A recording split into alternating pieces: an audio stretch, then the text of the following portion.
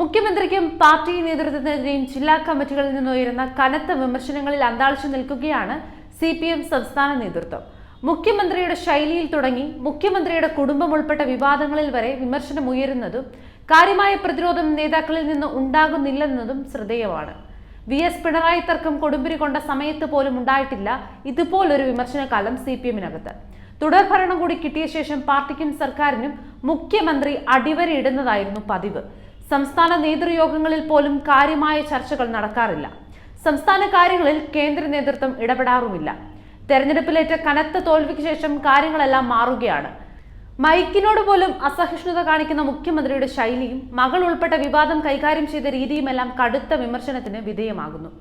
സംസ്ഥാന സമിതിക്ക് പിന്നാലെ ജില്ലാ നേതൃയോഗങ്ങളിൽ ഉയരുന്ന രൂക്ഷമായ അഭിപ്രായ പ്രകടനങ്ങൾക്ക് മുമ്പിൽ സംസ്ഥാന നേതൃത്വത്തിലേക്കും ഉത്തരമുട്ടുന്നു.